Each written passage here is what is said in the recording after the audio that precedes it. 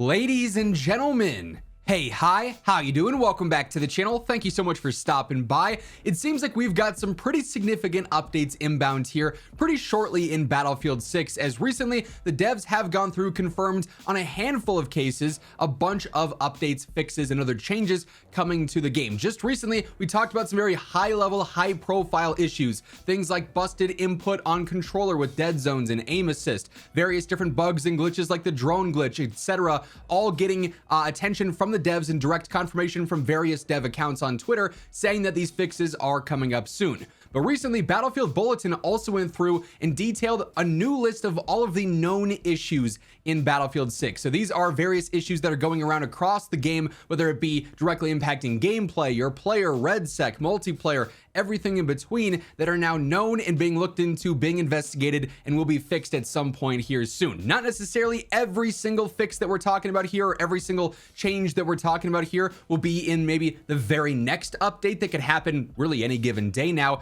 but these will all be updated, fixed, or changed here shortly, as they are on the developers' radar here. So as we do dive into all the updates, all the changes and fixes coming here soon, if you guys enjoy the video, a like rating is always seriously appreciated. It really does help the channel grow and share the video around to new viewers. And if you happen to be one of those new viewers, or maybe you just have not subscribed yet, over 50% of you guys watching the videos right now are not subscribed, and we are less than 2,500 subs away from hitting 1 million. So if you want to stay in the know every single day for Battlefield 6, obviously whenever we see new updates drop, whenever we see new announcements, anything like that, leaks, rumors, you name it, it's all right here. So feel free to hit that subscribe button and turn on those post notifications. But yeah, Battlefield Bulletin has put together this massive list of known issues post season 1. So anytime we see upcoming updates here, whether it's server side updates where they just put in a bunch of new fixes at random, or it's a full download required update here in the coming days or weeks, these are plenty of things we should see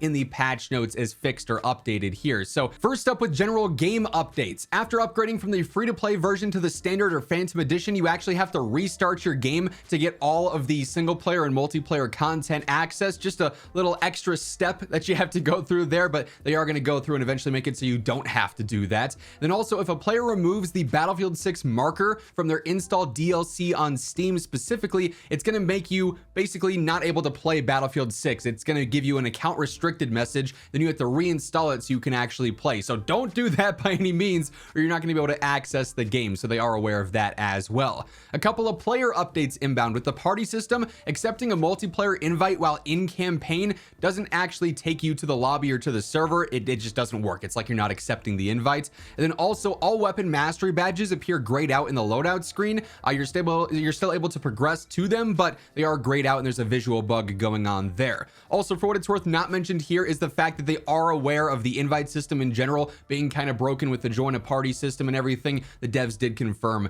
that they are looking into a fix for that on the side. Couple of gadget updates here. The EOD bot may get stuck if you deploy it on top of a supply crate, so just be careful of that. Defibs may have inconsistent hit reg after range adjustments, and the SLM-93A Spire can currently lock onto ground vehicles that are laser designated, and that's going to be fixed in a future update, so you can't cheese that.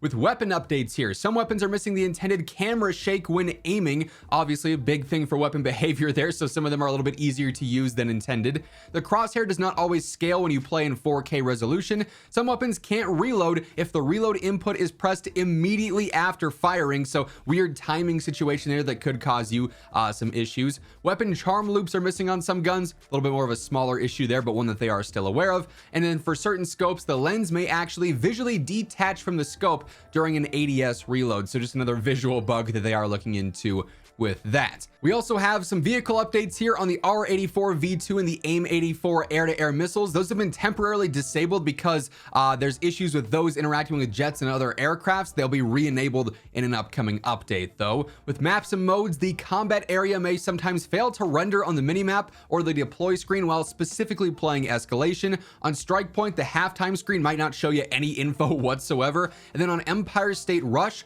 all sectors may appear active from the very start of a match, so there's a weird bug going on with a couple of modes specifically there that'll all get fixed here soon.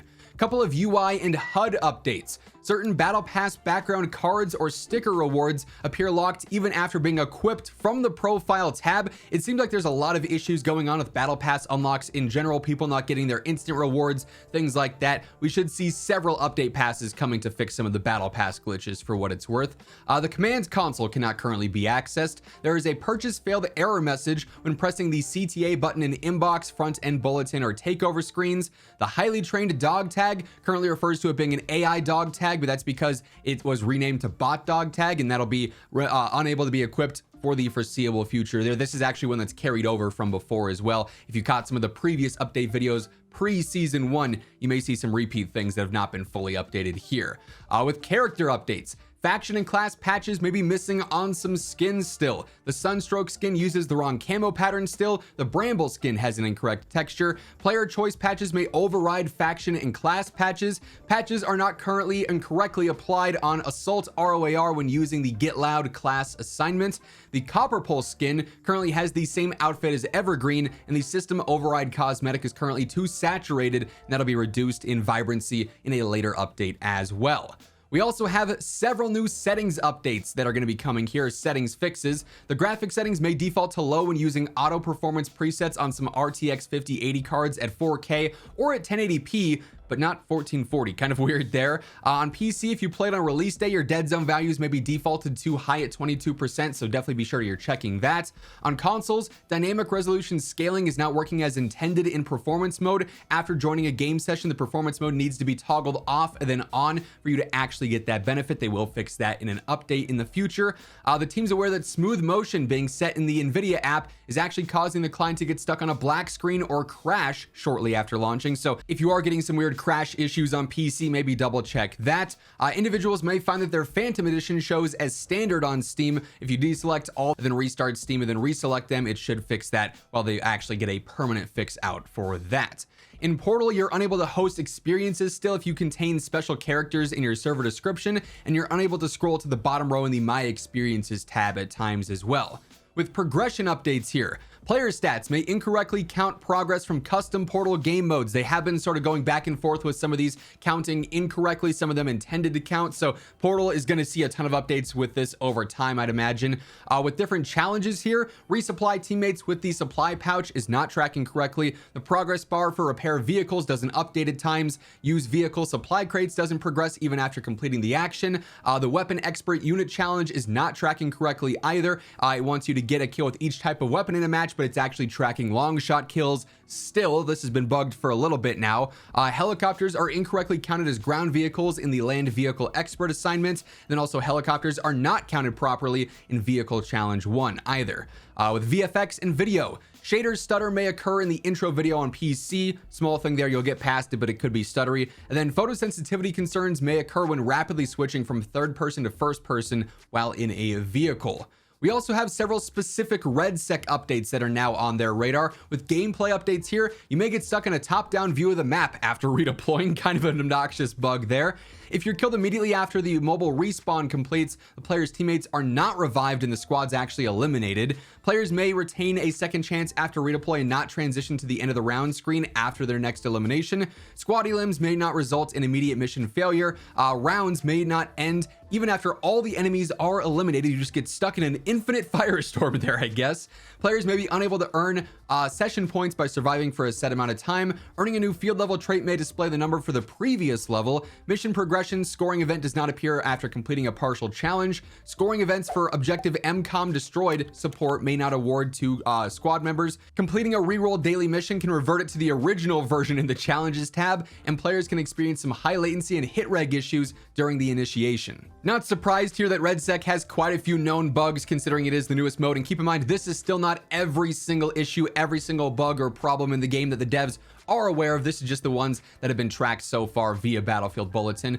In REDSEC with various missions and objectives here, bomb defusal timer can remain stuck when the targeted player picks up the bomb there. Marked counter mission does not become available for the second user after the first user activates the evasion mission at times. Headhunter missions may grant incorrect rewards. Counter marked teams can complete missions despite objectives being destroyed in the ring of fire. Obliteration defense bomb can be instantly defused if planted on the ground. And then also certain mission events can cause performance degradation. I've had that happen a couple times where I know someone's doing a mission and then suddenly there's a massive stutter, or when we complete something there's a massive stutter or something. So a couple of bugs going on there too.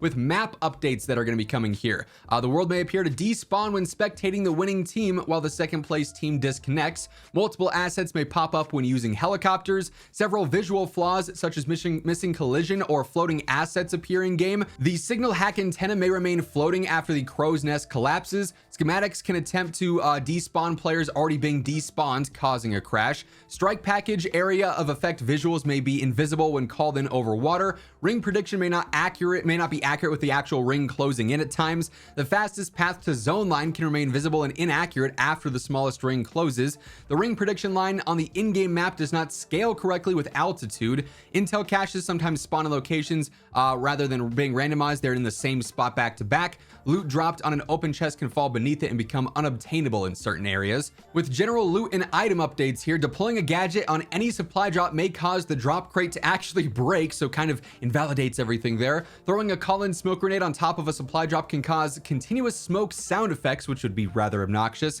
Resupply drop crate may not despawn after being accessed. Upgrade kit can be looted by another player while being applied in world, so you can kind of cheese that. Vehicle supply station charges may not appear consumed when replenishing standard vehicle ammo. Assault ladder lacks UI indicating it cannot be mounted on certain terrain, and smoke cover cannot be used in the late game. With UI and HUD updates in REDSEC, targeted HUD and UI can remain visible after redeployment from a counter mission, death, or failure. The entire team may sometimes see the same highlighted stat on the squad placement screen. Second chance spectate camera doesn't always show what the loadout is that the person is using that you're spectating. Missing UI elements indicating a redeploy tower cannot be reused. Inventory highlighting may persist and allow players to accidentally discard items, so just be careful of that. UI elements can display incorrect names or icons. Vehicle customization screen may fail to display unlock criteria for certain anti-air vehicle presets. Then also there's a wrong description on the airstrike onboarding tutorial. With vehicle updates here, the Insurgent helicopter look sensitivity may be very slow and it's pretty rough right now. And then also vehicle loadouts may display incorrect passive abilities. Social teammates may not appear in the pregame lobby at times. With performance updates, players may become stuck on a black screen during insertion or gameplay after changing your settings. Then multiple battle royale actions currently have very delayed response times. Then also Gauntlet does have a few specific updates coming here. Deadlock is missing the captured zone message. In Deadlock, no points awarded for the final 3 seconds of a zone capture. In Extraction, data drive cannot be picked up after being dropped by an enemy or a squad mate. And then also the extraction point icon may switch to the data drive icon instead. In Wreckage, dying out of bounds with the bomb causes a new bomb with a glitched fuse visual and audio effects to spawn, and the bomb may explode immediately when dropped after being picked up from outside the area of play. Then also bomb detonates at its spawn location if the player dies while out of bounds when carrying it. Then lastly here for everything with some UI and HUD, the assault trait commanding presence lacks a HUD indicator, and a brief screen is not shown if the scoreboard is opened between rounds there. So several issues being looked into here across the board for multiplayer, for REDSEC, various different modes, and very niche things here, some more top-down things as well. We should be seeing quite a few updates drop here in the very near future, potentially later this week, early next week as well. As always, if the Battlefield devs reveal anything, they push out any updates, they talk about any new patch notes, we'll be covering it all right here as it happens. So stay tuned for that alongside everything else going on in the world of Battlefield by hitting that subscribe button. And if you enjoyed this video, a like rating on your way out would be seriously appreciated. But once again, thank you so much for tuning in. And until next time, take it easy, have an awesome rest of your day, and I'll catch you later. Peace out.